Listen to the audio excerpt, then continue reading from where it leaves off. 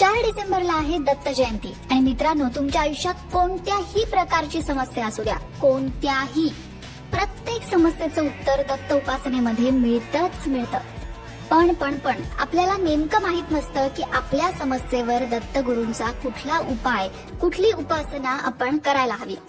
श्री दत्त उपासना ही शीघ्र फलदायी उपासना आहे. दत्त गुरु हे अत्यंत दयाळू आणि प्रेमळ तसंच मायाळू दैवत आहे. अगदी संततीची समस्या, गृहकलेश, वास्तुदोष, मनशांती, इतर कुठल्याही प्रकारचे दोष असू द्या, पितृदोष असतील, मानसिक व्यथा असतील, या सगळ्यांवर दत्त उपासनेत उत्तर आहेत. आता 4 डिसेंबरला दत्त जयंती आहे आणि दत्त जयंतीला आपण काय करू शकतो जेणेकरून आपल्या आयुष्यातली समस्या दूर होईल, या संदर्भातला आजचा हा व्हिडिओ आहे. चला तर मग सुरुवात करूया. दत्त उपासना ही अनेक संकट, बाधा यांचा नाश करणारी उपासना आहे असा अनुभव दत्त भक्तांना आलाच असेल. इतकंच नाही तर दत्त उपासना ही दुःखी मनावर फुंकर घालणारी आहे.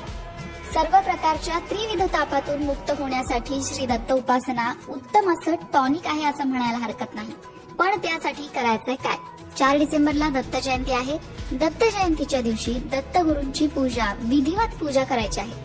पहाटे लवकर उठून स्नान करायचं, ब्रह्ममुहूर्तावर उठण्याचा प्रयत्न करायचा आहे. स्नान झाल्यानंतर स्वच्छ वस्त्र परिधान करावीत आणि दत्त गुरूंची षोडशोपचारे पूजा करावी. तुमच्याकडे दत्तगुरूंचा फोटो असेल तर तुम्ही फोटो घेऊ शकता, दत्तगुरूंची मूर्ती असेल तर मूर्ती घेऊ शकता. दत्तगुरूंचा फोटो नसेल, मूर्ती नसेल तर दत्तगुरूंचे जे अवतार आहेत, श्री स्वामी समर्थ असतील, श्रीपाद श्री वल्लभ असतील, यांचा कुणाचा फोटो तुमच्याकडे असेल तर त्यांची उपासना तुम्ही दत्त जयंतीला केली तरी सुद्धा चालणार आहे. आता ज्यांनी गुरुचरित्राचं पारायण सुरू केलेलं असेल त्यांच्या पारायणाची सांगता दत्त जयंतीला होणार आहे आणि त्यामुळे दत्तगुरूंसाठी महानैवेद्य या दिवशी त्यांच्याकडे तयार होणार. पण ज्यांनी गुरुचरित्राचं पारायण केलेलं नाही ते सुद्धा दत्तगुरूंची पंचोपचारे किंवा षोडशोपचारे पूजा करून दत्तगुरूंना पंचामृताने आणि जलाने अभिषेक घालू शकतात. त्याचबरोबर दत्तगुरूंचे जे काही खास स्तोत्र आहेत त्या स्तोत्रांपैकी कुठल्याही एका स्तोत्राचं पठण या दिवशी करण्याचा प्रयत्न करायचा. कुठली स्तोत्र आहेत दत्तगुरूंची? दत्त स्तोत्र, दत्त बावन्नी असेल किंवा श्री गुरुचरित्रातला कुठलाही एखादा अध्याय असेल, गुरुगीता असेल, यापैकी कुठलेही दत्तगुरूंचे स्तोत्र किंवा ग्रंथ पठण करण्याचा प्रयत्न दत्त जयंतीच्या दिवशी करायचा आहे. दत्त जयंतीला उपवास करावा, फळाहार करावा किंवा सात्विक आहार घ्यावा, परंतु कांदा, लसूण आणि तामसिक पदार्थ खाऊ नयेत. दत्त मंदिरात जाऊन दत्तगुरूंचं दर्शन घ्यावं. औदुंबराची पूजा करावी. औदुंबराला जेवढ्या शक्य होतील तेवढ्या प्रदक्षिणा घालाव्यात. दत्त उपासनेमध्ये दान धर्माला फार महत्व आहे बरं का. त्यामुळे दत्त जयंतीला दान करणं अत्यंत पुण्यकारक मानलं जातं. मग अन्नदान असेल, वस्त्रदान असेल, गोदान असेल, कुठल्याही प्रकारचं दान तुम्ही तुमच्या ऐपतीप्रमाणे करू शकता. हे अन्नदान फक्त माणसांनाच करायचं असं नाही, प्राण्यांना, पक्ष्यांना, कोणालाही, कुठल्याही सजीवाला अन्नदान करण्याचा प्रयत्न दत्त जयंतीला नक्की करा. अन्नदानाने घरातील दोष, ग्रहबाधा, आर्थिक अडथळे सगळे कमी होतात असं मानलं जातं. आता दत्त जयंतीच्या दिवशी हे करा, ते करा, तुम्ही म्हणाल आमचा फार गोंधळ झालाय बाबा, आम्हाला एक असा उपाय सांगा की ज्यामुळे आमची समस्याही दूर होईल, आमच्याकडनं उपासनाही होईल आणि तो उपाय साधा सोपा सुद्धा असेल. तर तो उपाय म्हणजे दत्तगुरूंच्या एका मंत्राचा जप जेवढा जमेल तेवढा जास्तीत जास्त वेळा करणं. तो मंत्र आहे श्री गुरुदेव दत्त. सगळ्यांना माहित असलेला मंत्र, पण हा मंत्र अत्यंत प्रभावी आहे. लहानांपासून मोठ्यांपर्यंत सगळेजण या मंत्राचा जप करू शकतात. हा जप केल्यामुळे आपल्या पितरांना मुक्ती मिळते, आपल्या आयुष्यातील समस्या दूर होतात. तसंच हा मंत्र तारक मंत्र म्हणूनही प्रचलित आहे.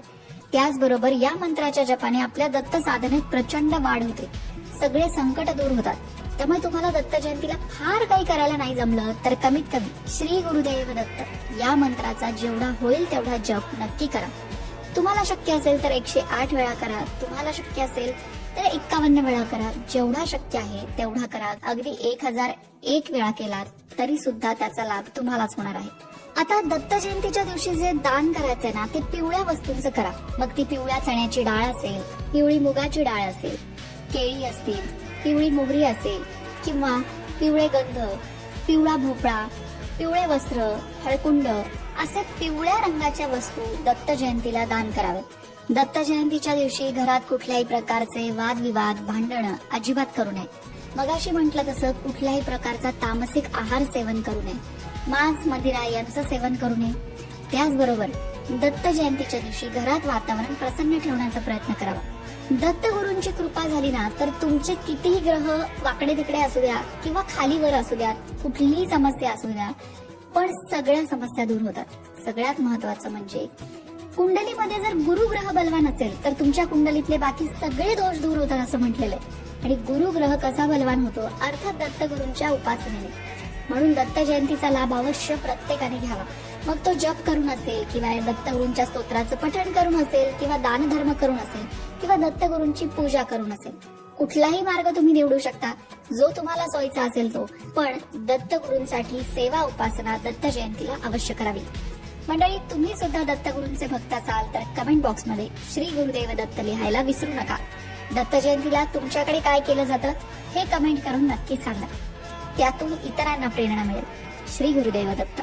मंडळी, वास्तुशास्त्र, ज्योतिषशास्त्र, अंकशास्त्र यासारख्या विषयांवर तुमच्या मनात काही शंका असतील तर त्या कमेंट बॉक्समध्ये नक्की विचारा. तुमच्या प्रश्नांची उत्तरं घेऊन येण्याचा प्रयत्न आम्ही नक्कीच करू. त्याचबरोबर आणखीन कोणत्या विषयांवरचे व्हिडिओ तुम्हाला ऐकायला आवडतील ते सुद्धा कमेंट करून सांगा. म्हणजे तुम्हाला हव्या असणाऱ्या विषयांवर सुद्धा व्हिडिओ घेऊन आम्ही येऊ. ज्योतिषशास्त्र, अंकशास्त्र, वास्तुशास्त्र यांसारख्या विषयांवरचं योग्य मार्गदर्शन तुमच्यापर्यंत पोहोचवण्याचा आमचा हा प्रयत्न आहे. तेव्हा तुमच्या शंका कमेंट बॉक्समध्ये नक्की विचारा. अशाच प्रकारच्या माहिती